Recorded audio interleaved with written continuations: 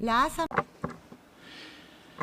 Assembly will hear an address by His Excellency Mahmoud Abbas, President of the State of Palestine.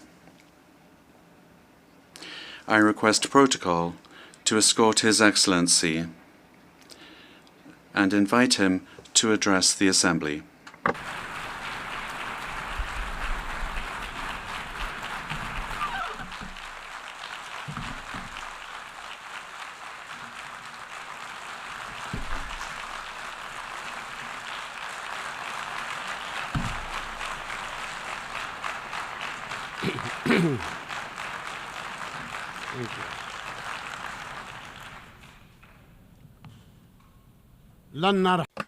We will not leave.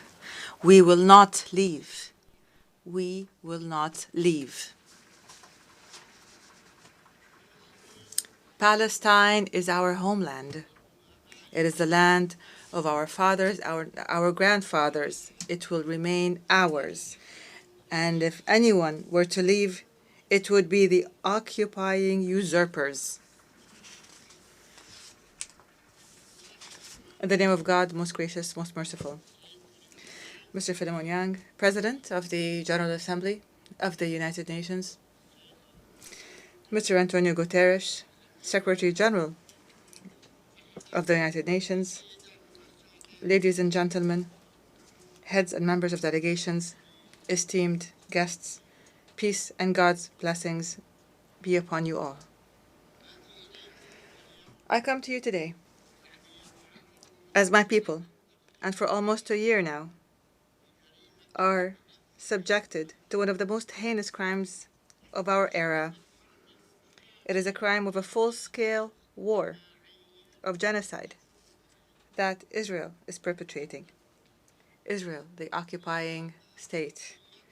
A crime that so far has killed more than 40,000 martyrs in Gaza alone, and thousands remain under the rubble.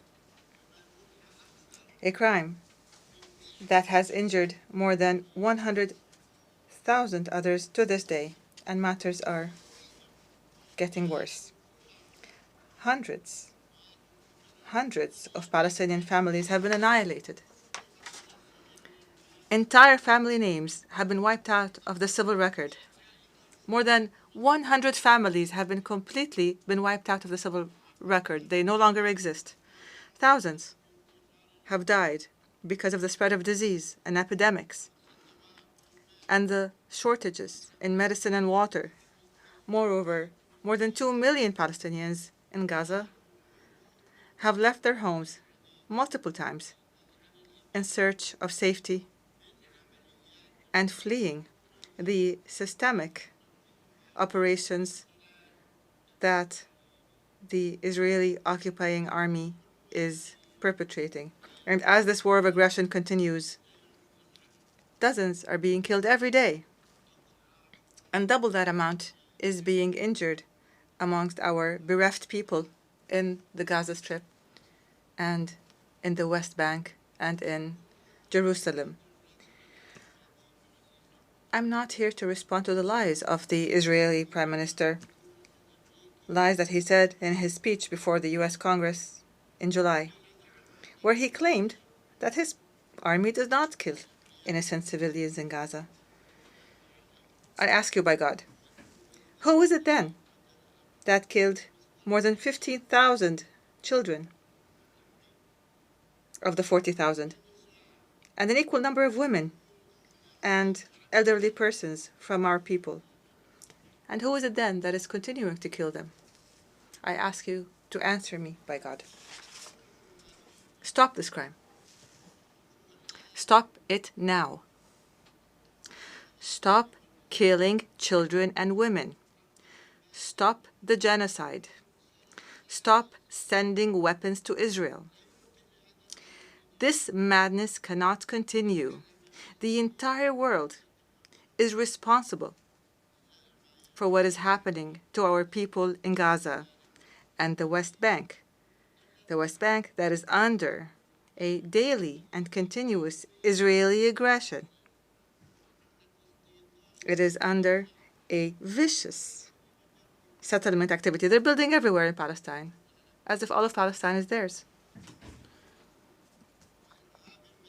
It is subjected to the terrorism of gangs of settlers under the patronage and support of the Israeli government and the occupying army, which destroys hundreds of houses in the lands of Palestine, not to mention what our eternal capital, Al-Quds, is being subjected to in terms of campaigns to change its nature, to Judaize it, and to aggress it and its holy sites and landmarks, to change its historic and legal status.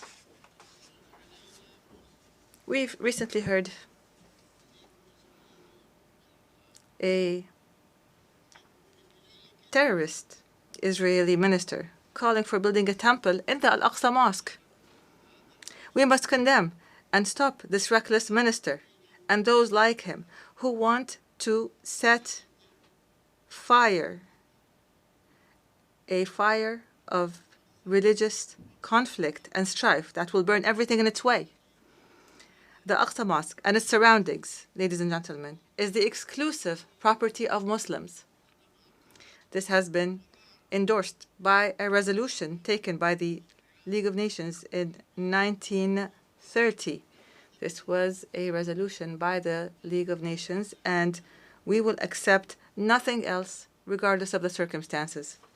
Ladies and gentlemen, we have repeatedly warned here in the General Assembly that the situation in the occupied land of the State of Palestine warns of an explosion, and this explosion has happened. It happened on October 7th of last year and afterwards. And from the very first day, I stressed the need to immediately stop the war. I condemned the killing of civilians regardless of who they are and regardless of what side they were on or any people they were from. I demanded the release of prisoners and those detained by both sides. There is no need to detain women, children, and the elderly. We've said this repeatedly. To anyone who has those people detained, I called for immediately going to the negotiations table to implement the two-state solution based on international resolutions. But instead of heeding the voice of reason, the Israeli government took advantage of what happened to launch an all-out war of genocide against Gaza. It committed and continues to commit war crimes as acknowledged by the international community. They're called war crimes. Israel today is now launching a new aggression on the brotherly Lebanese people. The Lebanese people are now being subjected to a war of genocide. And Israel must stop the war in Lebanon and in Palestine. We condemn this aggression and we demand that it stops immediately.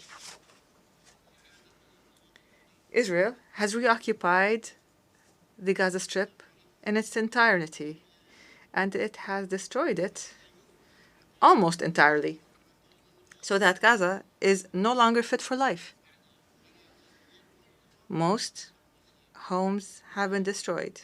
The same applies to most buildings, health facilities, educational facilities, economic buildings, roads, churches, mosques, water plants, electric plants, and sanitation plants. Anybody who goes to Gaza who'd known it before would not recognize it anymore. It's no longer there. 75% of everything in Gaza has been fully destroyed.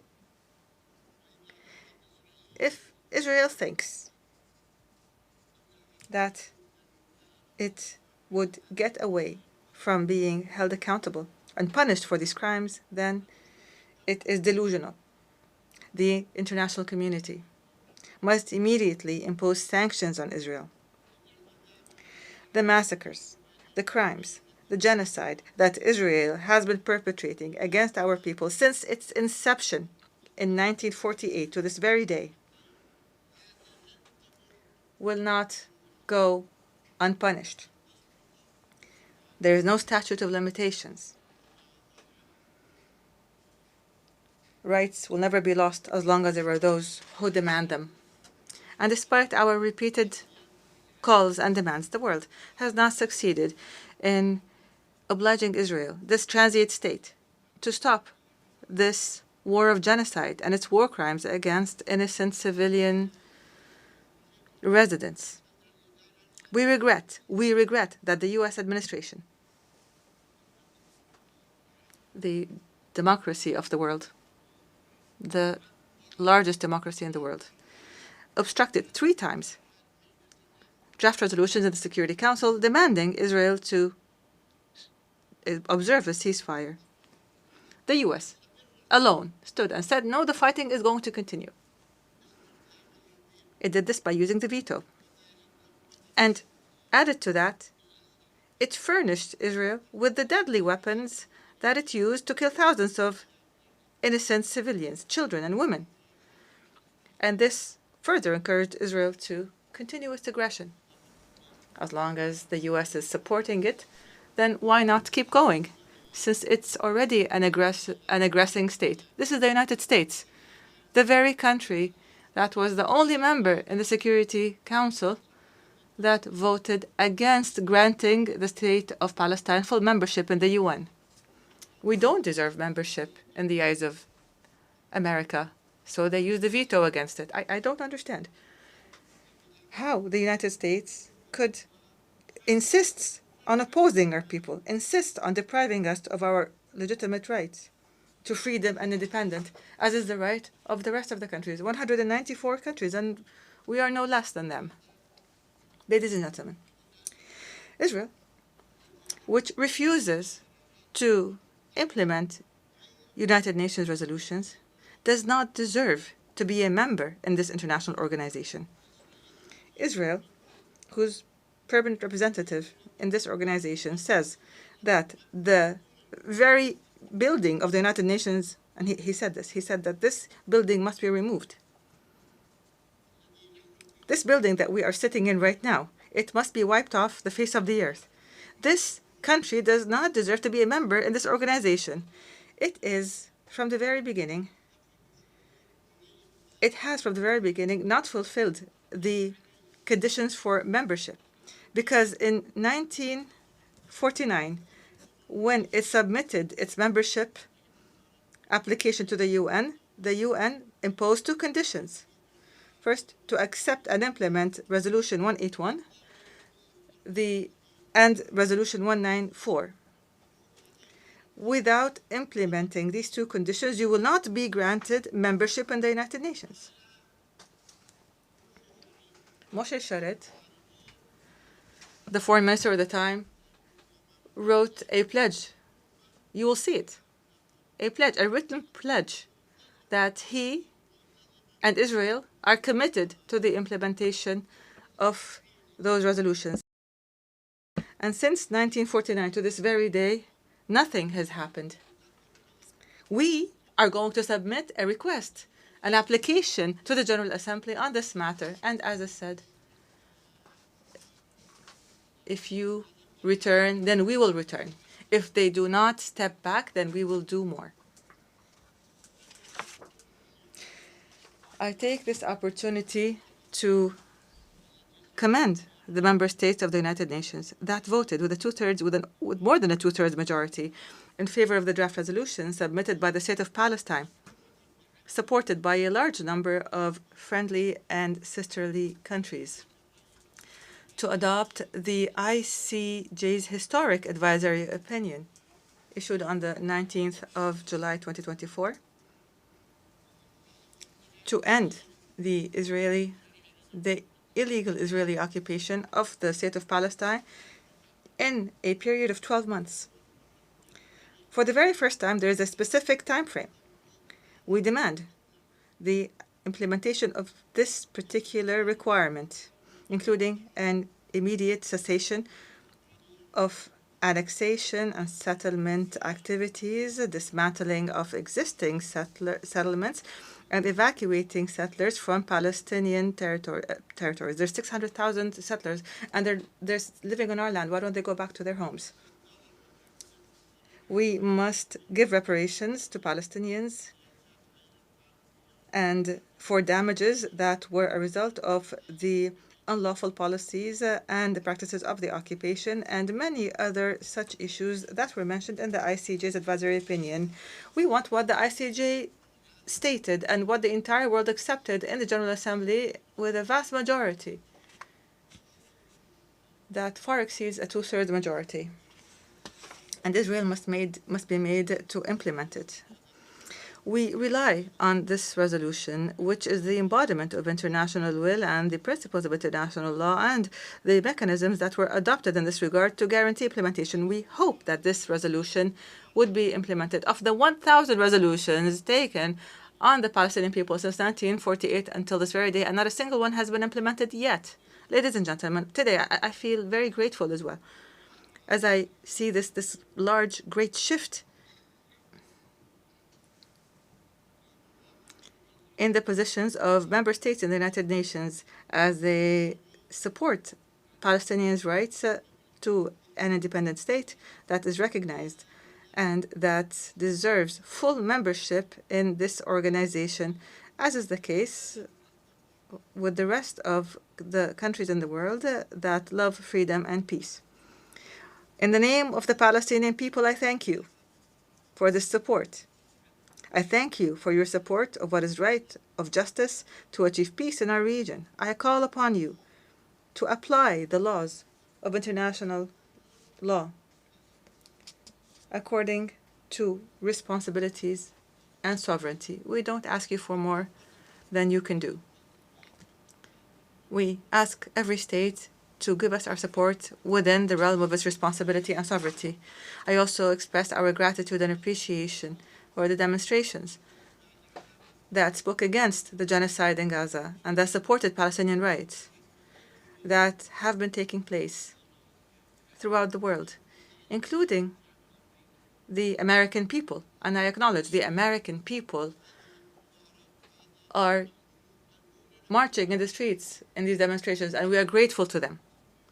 We appreciate what is happening in European countries and the noble supporters that come to Palestine, risking their lives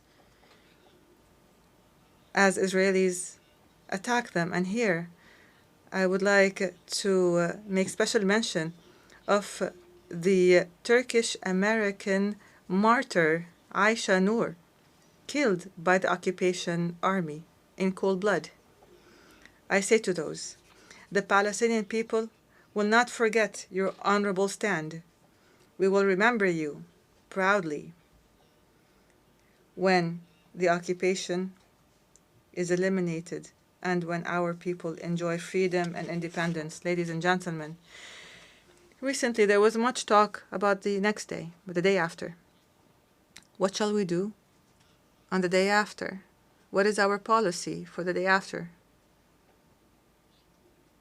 And I say to you, the day after the end of the war in the Gaza Strip, I take this opportunity today to give you our view of what is needed immediately and on the day after the war ends. This is our proposal. We propose it to you. You can accept it, you can change it, you can amend it. We are ready for all that. First of all,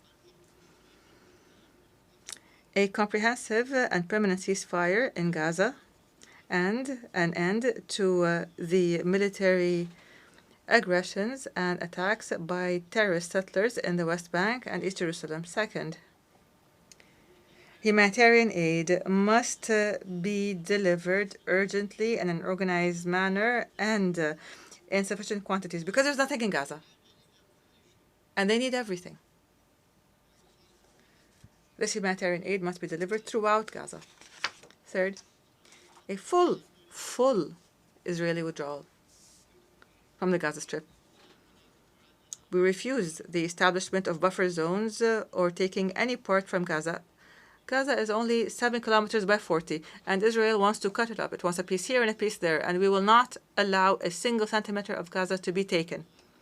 We demand that we stop the forced displacement inside the Gaza Strip or outside the Gaza Strip. We demand the return of those displaced to their homes or to have housing provided to them. Netanyahu wants in the West Bank and the Gaza Strip people to be displaced, to be evacuated to Egypt and to Jordan. We refused. The Jordanian and Egyptian governments, and I thank them for this, said we will not allow the displacement of any Palestinians and eviction of the Palestinians from their lands. Fourth, we demand the protection of UNRWA and humanitarian organizations from Israel's actions and to provide political and financial support to these organizations so that they can perform their role and offer their services to the Palestinian refugees until they return home. UNRWA was established to do its job until the refugees return. And every day Israel finds an excuse to convince others that UNRWA's work must be ended.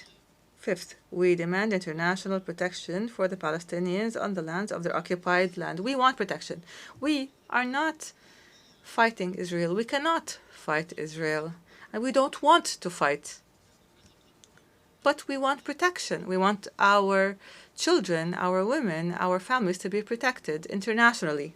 Sixth, Palestine, the state of Palestine must shoulder its responsibilities in the Gaza Strip and impose its full mandate on it and jurisdiction on it, including the border checkpoints, especially the Rafah international border between Egypt and Palestine, as part of a comprehensive plan. This has existed before and it must return to the way it was. Seventh, and within the context of a comprehensive national reform process. This is a process that we're undertaking, and most countries have reviewed it, supported it, confirmed it, and thanked the Palestinian government for it. And hopefully we will continue with this process till the very end. In terms of this process, we will reconstruct our infrastructure and state institutions destroyed by Israel. We will revive the economy and establish sustainable development and rebuild the Gaza Strip. And we will hold the state of Israel fully responsible. Eighth, the authority of the state of Palestine and the Palestinian government and the PLO, the legitimate and sole representative of the Palestinian people, will have authority on all Palestinian territories in the Gaza Strip, the West Bank, and Eastern Jerusalem, as has been stipulated for us by international law. We are not asking for more, but we will not accept any less. The West Bank, the Gaza Strip, and the Eastern Jerusalem. We will not ask for more, but we will not accept any less. We will hold general elections. We're ready to hold the elections. We've been ready in the past, but Israel refused to allow us to hold these elections in Jerusalem. But if this were to happen, we're ready to hold these elections and to form a Palestinian government in accordance with the results of these elections. Ninth, we will continue to mobilize the largest possible international support so that the state of Palestine can achieve full membership in the United Nations as soon as possible. What do we lack? To be sitting amongst you. What do we lack? To be on the same footing as 194 official member states in the United Nations. We have the land, we have the authority, we have the people, we have the culture, we have the knowledge, we have everything that we need. We ask you to help us. 10th, the full implementation of the General Assembly resolution on the advisory opinion that we mentioned, issued by the International Court of Justice in a manner that would lead to the end of the occupation in 12 months, as stipulated by the resolution, as set by the advisory opinion. Number 11, hold an international peace conference under the auspices of the United Nations within a year to apply the two-state solution. So we hold this international conference so that we would resolve all the problems that remain between us and Israel. By the way, we recognize the state of Israel, but Israel doesn't recognize us. We want a solution that would protect both countries, the state of Palestine and the state of Israel, so that they can coexist in peace, stability, and security. Number 12, to adopt international peacekeeping forces by virtue of a Security Council resolution between the states of Palestine and Israel to guarantee the security of both countries. We call for guaranteeing the security of both countries.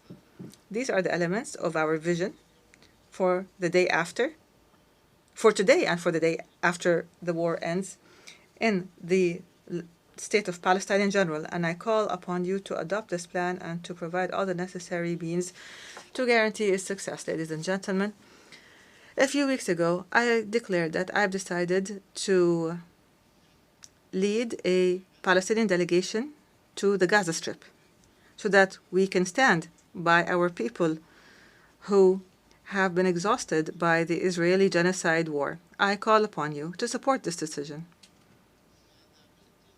by issuing a United Nations resolution by the United Nations here, by pressuring the occupying government so that it would not obstruct this effort. And here I welcome any state, any party that wants to join us in this visit. We'll be happy to go with you to Gaza so that we could all see the tragedies that are taking place.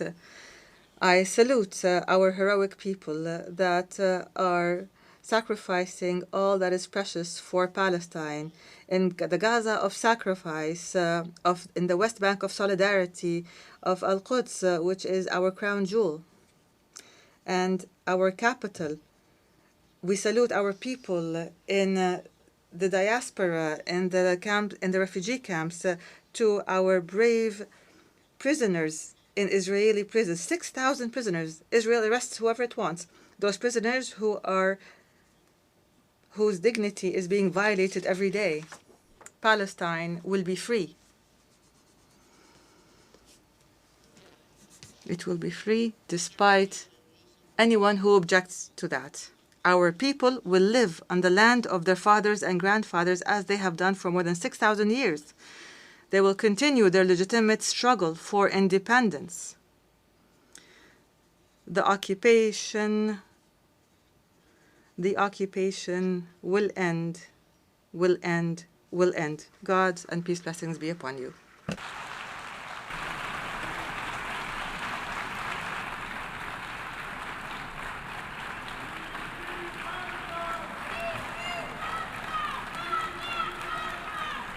En nombre de la Asamblea. On behalf of the Assembly, I wish to thank the President of the State of Palestine. The Assembly will hear an address by His Excellency